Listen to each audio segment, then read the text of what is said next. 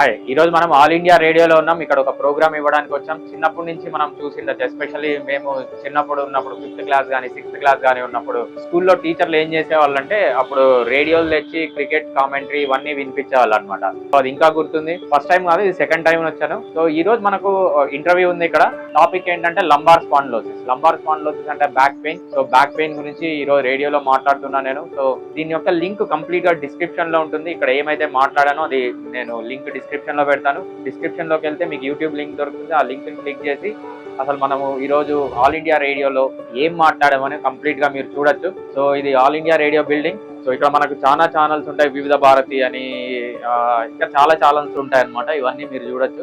Mostly ఏమవుతుందంటే మన చిన్నప్పుడు జ్ఞాపకాలని గుర్తొస్తున్నాయి. సో చిన్నప్పుడు ఆ డబ్బాలు పట్టుకొని తిరిగాలి, ఎస్పెషల్లీ మా టీచర్స్ అనమాట. మేము ఇంకా చిన్న పిల్లలు ఉండేవాళ్ళం. ఎస్పెషల్లీ 96 వరల్డ్ కప్ ని వీళ్ళు ఆ చిన్న బాక్స్ లో పెట్టుకొని ఇట్లా చెవుల దగ్గర పెట్టుకొని వినేవాళ్ళు అనమాట. అది ఒక్కొక్కసారి స్టేషన్ మిస్ అయిపోతుంటుంది, దాన్ని ట్యూన్ చేయడము ఇవన్నీ బాగా గుర్తొస్తున్నాయి. సో ఇంకోటి ఏంటంటే 96 వరల్డ్ కప్ అప్పుడు టీవీలు చాలా మంది ఇంట్లో ఉండేవి కాదు. అప్పుడు వీళ్ళు ఏం చేసేవాళ్ళంటే ఒక 10 మందిని స్టూడెంట్స్ చుట్టూ కూర్చోబెట్టి మధ్యలో ఒక రేడియో పెట్టి, సో ఆ రేడియో కూడా అందరికి బాగా వినిపించేది కాదనమాట. ఒకరు చెవు దగ్గర పెట్టుకొని విని దాన్ని ఏమవుతుందో, ఎవరు అవుట్ అయ్యారు, ఎవరు క్యాచ్ పట్టేవాళ్ళని అందరికీ చెప్పేవాళ్ళు. అంత వాయిస్ కూడా అంత లోగా ఉండేది. కానీ ఇప్పుడంతా మనకు ఇవన్నీ ఈ ఫోన్ లోకి వచ్చేసాయి. సో మనం ఈరోజు కంప్లీట్ గా లంబార్ స్పాండిలోసిస్ గురించి మన ఇంటర్వ్యూని కింద లింక్ లో చూద్దాం. Thank you.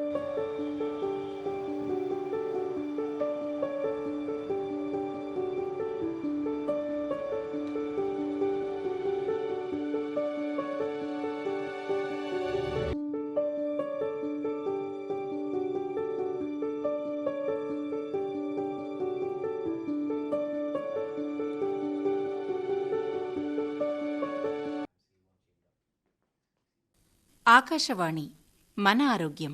ఈరోజు మన ఆరోగ్యం కార్యక్రమంలో లంబార్ స్పాండిలోసిస్కు గల కారణాలు, చికిత్సా విధానం గురించి హోమియో వైద్యులు డాక్టర్ పి భరద్వాజ్ గారితో పరిచయం వింటారు. మన ఆరోగ్యం కార్యక్రమానికి స్వాగతం. ఈరోజు మనం లంబార్ స్పాండిలోసిస్ గురించి తెలుసుకోబోతున్నాము. సాధారణంగా మెడలో వెన్నుపూస భాగంలో డిస్క్ అరుగుదల వల్ల వచ్చే స్పాండిలోసిస్ ఎక్కువ ఆ శారీరక శ్రమ చేయడం, జస్ట్ బైక్స్ ఇలాంటివి నడపడం, తర్వాత ఎక్కువ ఏజ్ ఉన్న వారిలో ఈ స్పాండిలోసిస్ని చూస్తాము. అయితే ఇదే పరిస్థితి ఈ లంబార్ స్పాండిలోసిస్ నడుం భాగంలో అరుగుదల వల్ల వస్తుంది. లంబార్ స్పాండిలోసిస్కి కారణాలు, ఎలాంటి జాగ్రత్తలు తీసుకోవాలి, హోమియో వైద్యంతో ఎలా క్యూర్ చేయవచ్చు, ఈ విషయాలన్నీ కూడా హోమియో వైద్యులు డాక్టర్ పి భరద్వాజ్ గారు మనతో ఉన్నారు. మనకు ఈ విషయాలన్నీ కూడా తెలియజేస్తారు.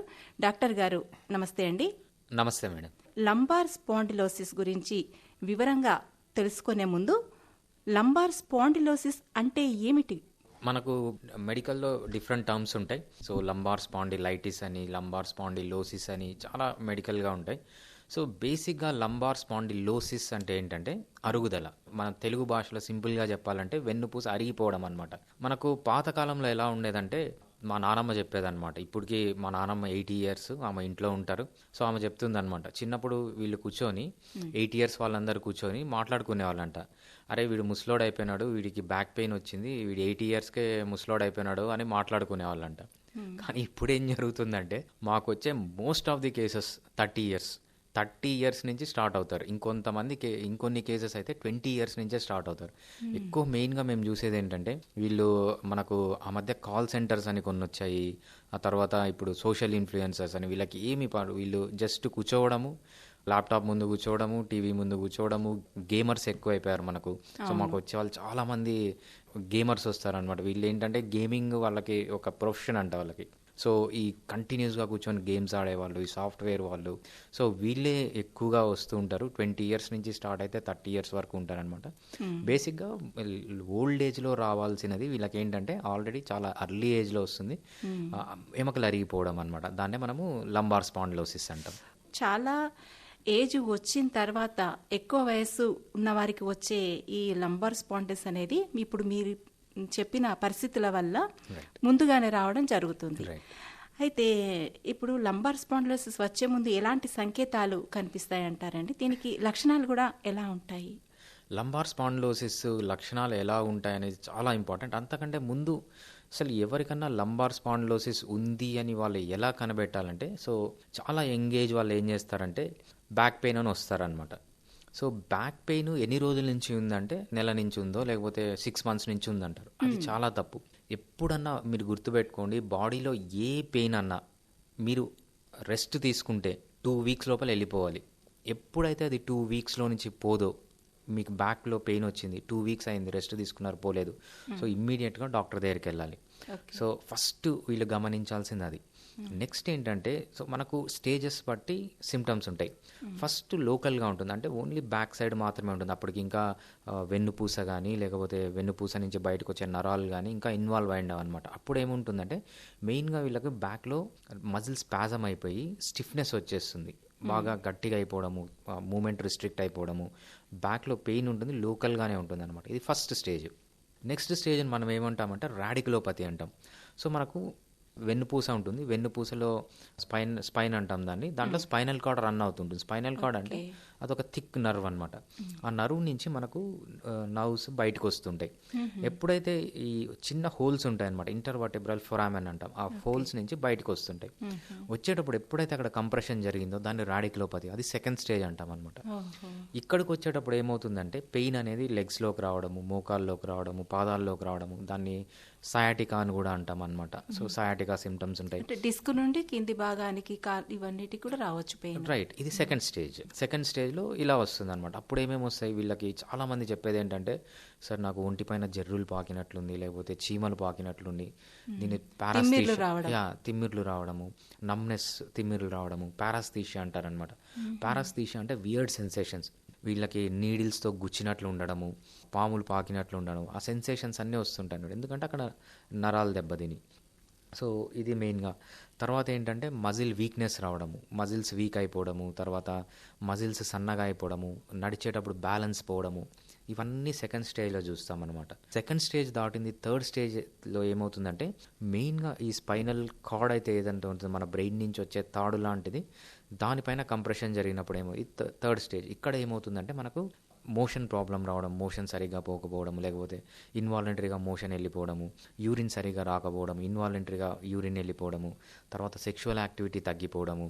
సో ఇవన్నీ చాలా, అంటే మన సెంట్రల్ సిస్టమ్కి సంబంధించినవన్నీ, అంటే మన వైటల్ సిస్టమ్స్ అన్నీ దెబ్బతింటాయి అనమాట. ఇది థర్డ్ స్టేజ్లో. ఇలా సిమ్టమ్స్ అనేవి ఆ స్టేజ్ని బట్టి మనము క్లాసిఫై చేసుకోవచ్చు. ఓకే, ఈ లక్షణాలు మనం గుర్తించినట్లయితే మనకు లంబార్ స్పాండిలోసిస్ అనేది బాగా ఎక్కువగా అయిపోతుంది అని మనం అనుకోవచ్చు. అయితే డాక్టర్ గారు, ఇంతకుముందు మీరు అన్నట్టు మామూలు స్పాండిలోసిస్కి ఈ లంబార్ స్పాండిలోసిస్కి తేడా ఏంటంటారు? స్పాండిలోసిస్ అనే జనరల్ టర్మ్ అండి. మనము ICD-11 తీసుకున్నామంటే వరల్డ్ హెల్త్ ఆర్గనైజేషన్లో, అది మన డిక్షనరీ, మెడికల్ డాక్టర్స్ అంతా డిక్షనరీ లాంటిది. సో అది ఏం చెప్తుందంటే స్పెసిఫై చేయదు లంబార్ స్పాండిలోసిసా లేకపోతే సర్వైకల్ స్పాండిలోసిస్ అనేది. బేసిక్గా స్పాండిలోసిస్ అంటే మీ స్పైన్లో వచ్చే చేంజెస్, అరుగుదల. సో బోన్స్ అరిగిపోవడము, 2 బోన్స్ మధ్య డిస్క్ ఉంటుంది, డిస్క్ అరిగిపోవడము, డిస్కులు బోన్స్ అరిగిపోయి నరువు పైన కంప్రెషన్ రావడం, స్పైనల్ కార్డ్ పైన కంప్రెషన్ రావడం, స్పాండిలోసిస్ అని చెప్తారు.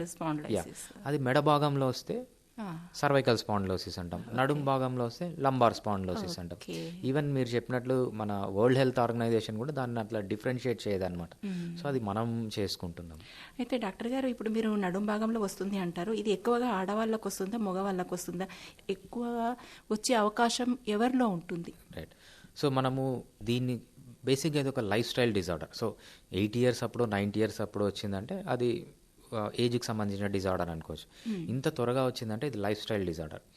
ఈ లైఫ్ స్టైల్ డిజార్డర్ కన్నా మెయిన్గా ప్రతి ఒక్క మనిషికి బిల్డింగ్కి 4 pillars ఉండాలంటారు కదా, ప్రతి మనిషికి ఒక 4 pillars ఉంటాయన్నమాట, చాలా ఇంపార్టెంట్ పిల్లర్స్. సో ఈ పిల్లర్లో ఏది దెబ్బతిన్నా ఇది వస్తుంది. ఆ పిల్లర్స్ ఏంటి అంటే ఫస్ట్ డైట్. సో వీళ్ళు కరెక్ట్ డైట్ తీసుకుంటున్నారా లేదా, మనం ఎటువంటి డైట్ తీసుకుంటున్నారని కూడా హై కార్బోహైడ్రేట్ డైట్. ఎప్పుడైతే హై కార్బోహైడ్రేట్ డైట్ బాడీలో ఉంటుందో, ఎప్పుడైతే బ్లడ్ షుగర్ లెవెల్స్ మీకు పెరుగుతాయో, దీనివల్ల రాని రోగం అంటూ లేదు. సో డయాబెటీస్ నుంచి, లేకపోతే ఆడవాళ్ళలో వచ్చే PCOD ప్రాబ్లమ్స్ నుంచి, లేకపోతే ఫైబ్రాయిడ్స్ అంటాము, PCODs అంటాము, ఎండ్రోమెట్రైటిస్ అంటాం, ఏ డిసీజ్ అన్నా తీసుకోండి. మనం బేసిక్గా ఒబేసిటీని అయితే మదర్ ఆఫ్ ఆల్ డిసీజెస్ అంటాం. సో ఒబేసిటీకి కూడా మెయిన్ రీజన్ హై కార్బోహైడ్రేట్ తీసుకోవడం. ఎప్పుడైతే హై కార్బోహైడ్రేట్ తీసుకుంటామో ఇన్సులిన్ బాడీలో ఎక్కువ ఉంటుంది. ఇన్సులిన్ మెయిన్ ఏంటంటే డీజనరేట్ చేస్తుంది అనమాట, ఇన్ఫ్లమేషన్ ప్రొడ్యూస్ చేస్తుంది బాడీని. ఫస్ట్ రీజన్ ఏంటంటే హై కార్బోహైడ్రేట్ డైట్ తీసుకోవడం. మల్టిపుల్ టైమ్స్, పొద్దున ఒకసారి తింటారు, మధ్యాహ్నం తింటారు, సాయంత్రం తింటారు, రాత్రి తింటారు, మధ్య మధ్యలో టీలు, కాఫీలు, బిస్కెట్లు, కూల్ డ్రింక్లు, బిర్యానీలు, పొద్దున్న నుంచి రాత్రి వరకు షుగర్ యాడ్ ఉన్న ఫుడ్స్ డంప్ చేస్తూనే ఉంటారు. మెయిన్గా ఫస్ట్ రీజన్ వచ్చి అది. సెకండ్ రీజన్ లేటెస్ట్ రీసెర్చ్ ప్రకారం ఏంటంటే స్లీప్, నిద్ర అనేది చాలా ఇంపార్టెంట్. నిద్ర కరెక్ట్గా పోయిన వాడికి ప్రతి ఒక్క సెల్ నుంచి వచ్చే టిష్యూ నుంచి వచ్చే ఆర్గాన్ నుంచి వచ్చే ఒక ఆర్గాన్ సిస్టమ్, టోటల్ హ్యూమన్ బీయింగ్కి ఎంత మంచి జరుగుతుందంటే, సో ఏ హెల్త్ పారామీటర్ అన్నా మీరు తీసుకోండి, ఏ హెల్త్ పారామీటర్ తీసుకున్నా బాగా నిద్రపోతే బోత్ క్వాలిటీ అండ్ క్వాంటిటీ మంచి నిద్ర ఉంటే ప్రతి ఒక్కటి పాజిటివ్గా ఎఫెక్ట్ అవుతుంది. అదే మీకు మంచి నిద్ర లేదనుకోండి, మీరు చెప్పిన ఏ హెల్త్ పారామీటర్ అన్నా తీసుకోండి, చాలా నెగిటివ్గా ఎఫెక్ట్ అవుతుంది అనమాట.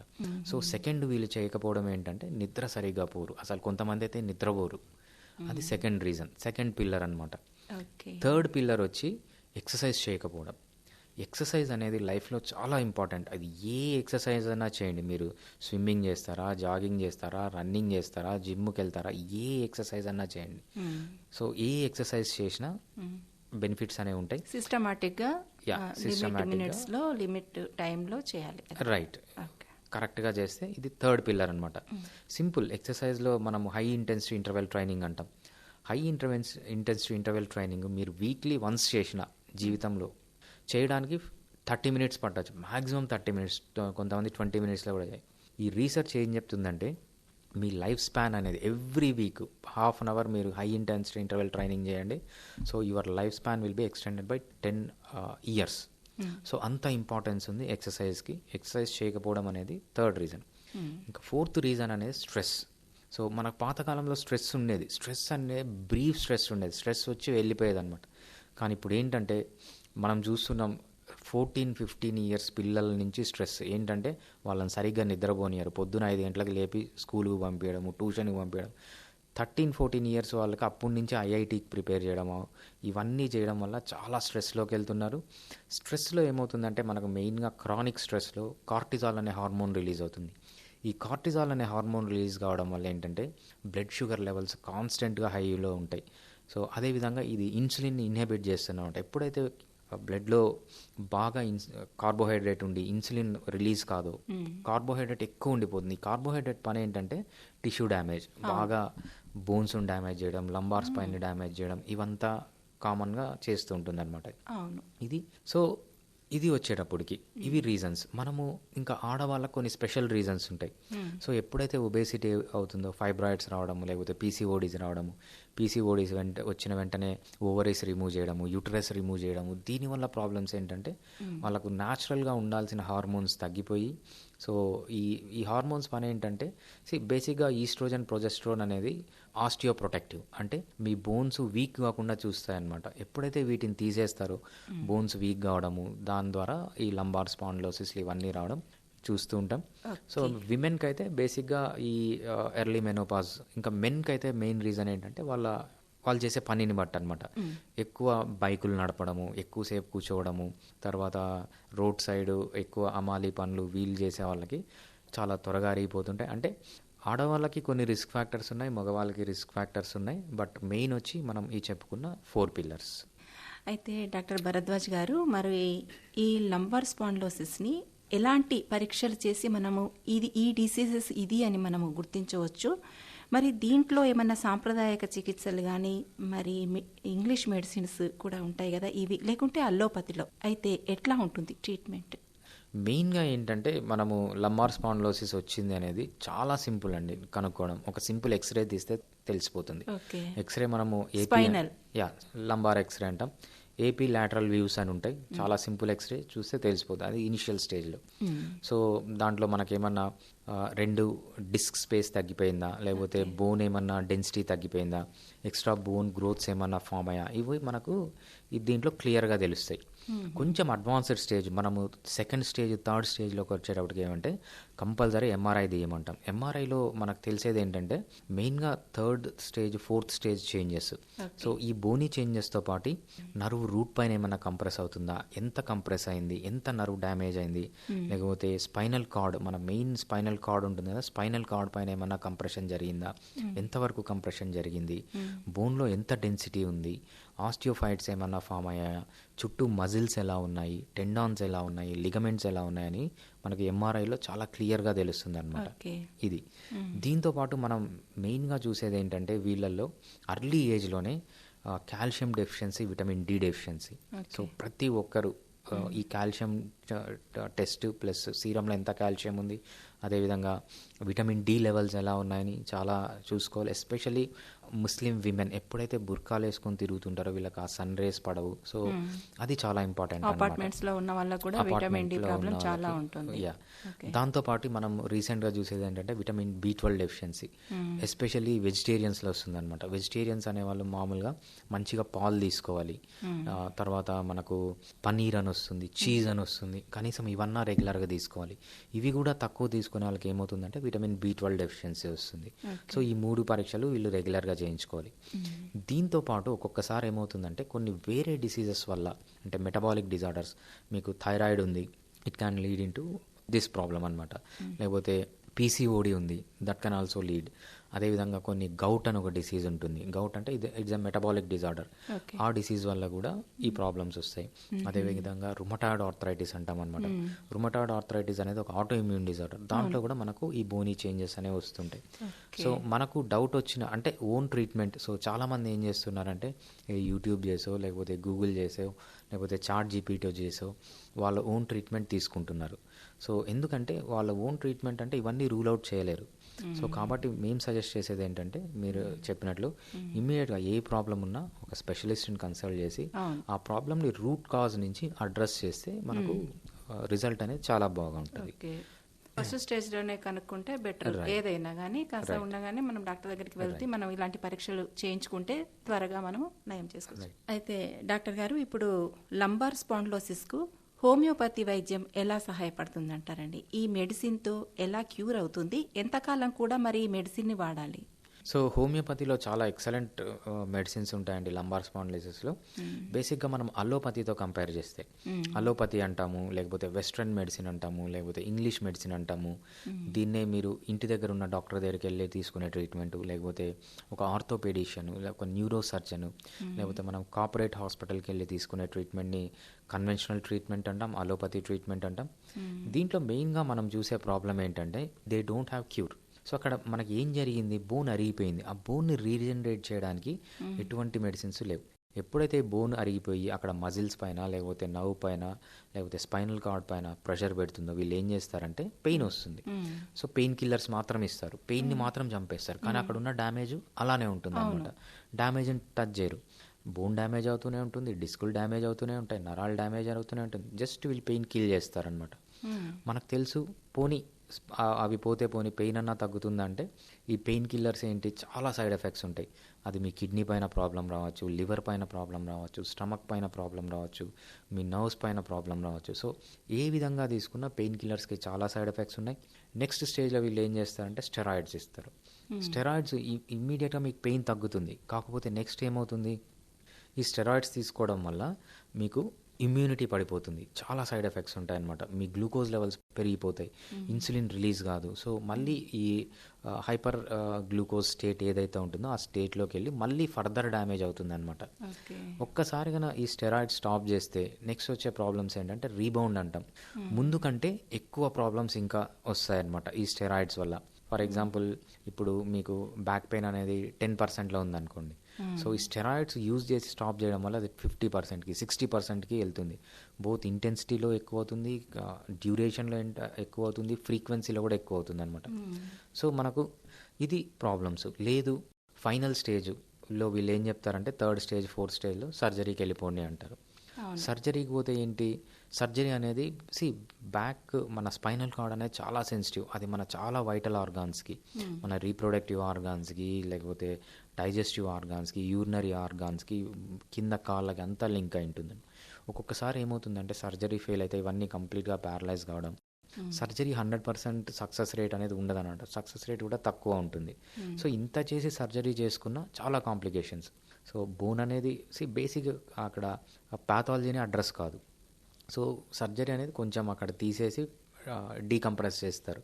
కానీ ఏదైతే ఆ పాథాలజీ ఉందో అది అలానే ఉండిపోతుందనమాట. సో, సర్జరీ వల్ల మళ్ళీ సైడ్ ఎఫెక్ట్స్, అక్కడ ఇన్ఫెక్షన్స్ రావచ్చు.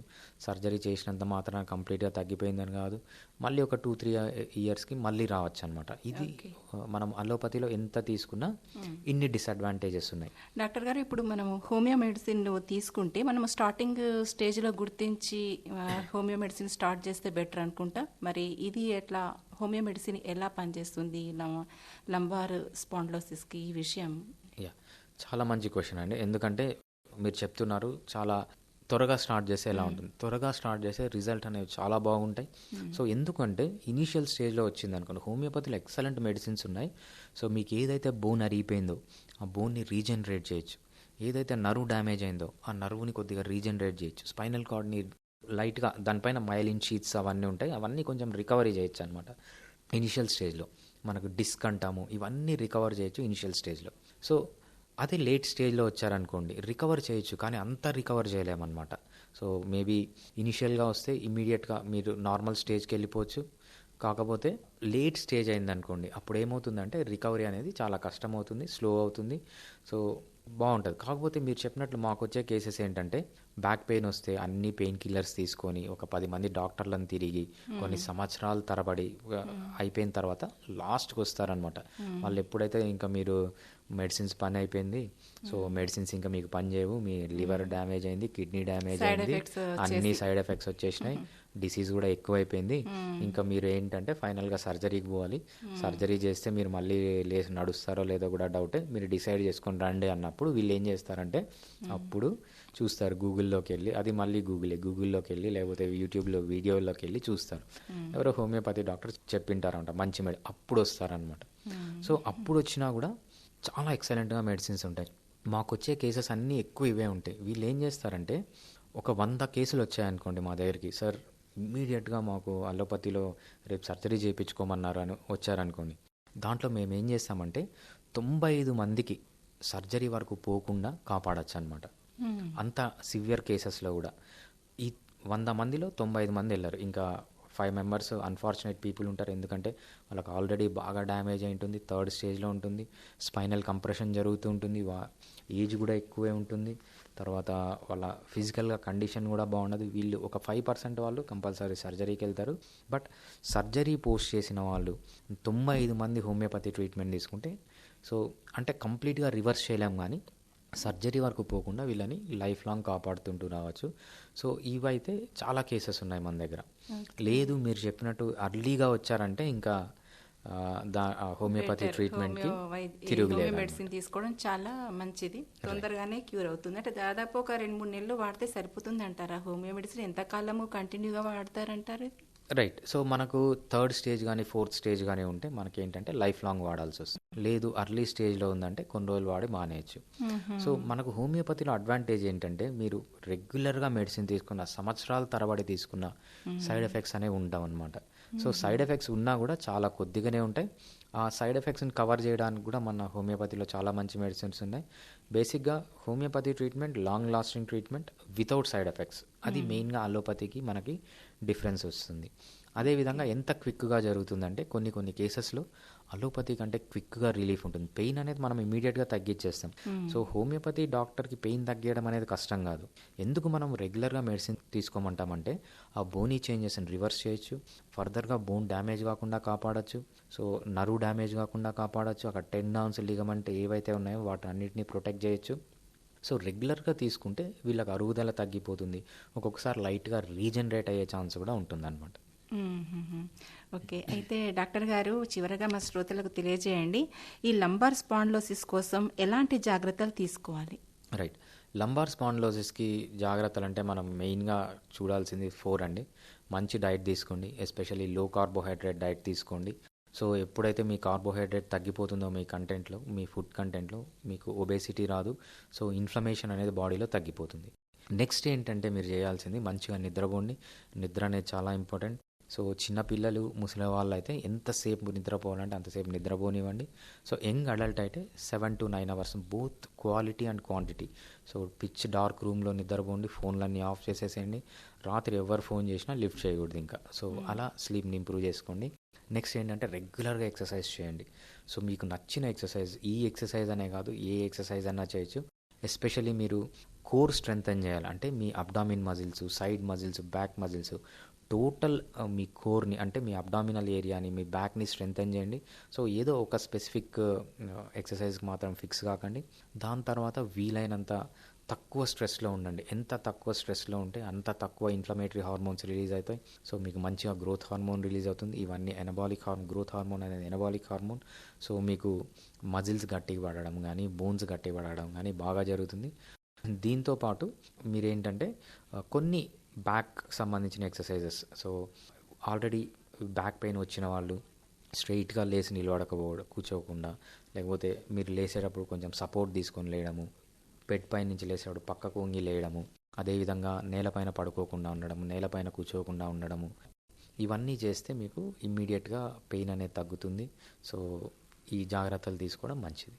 ఓకే, చాలా మందికి అపోహలు ఉన్నాయి డాక్టర్ గారు. ఈ లంబార్ స్పాండిలోసిస్ ఎందుకు వస్తుంది, మరి ఎలాంటి జాగ్రత్తలు తీసుకోవాలి అని కూడా చాలా వివరంగా, మరి లంబార్ స్పాండిలోసిస్ రాకుండా ఎలాంటి జాగ్రత్తలు తీసుకోవాలి, మరియు దీనికి హోమియో మెడిసిన్ ఎంత బాగా ఉపకరిస్తుంది అని మా శ్రోతలకు తెలియజేసినందున చాలా చాలా ధన్యవాదములండి. నమస్కారం. థ్యాంక్స్ అండి. ఇంతవరకు మీరు లంబార్ స్పాండిలోసిస్కు గల కారణాలు, చికిత్సా విధానం గురించి హోమియో వైద్యులు డాక్టర్ పి భరద్వాజ్ గారితో పరిచయం విన్నారు. మీకు పరిచయం చేశారు శ్రీమతి టి రమాదేవి. ఈ కార్యక్రమం ఆకాశవాణి హైదరాబాద్ కేంద్ర సమర్పణ.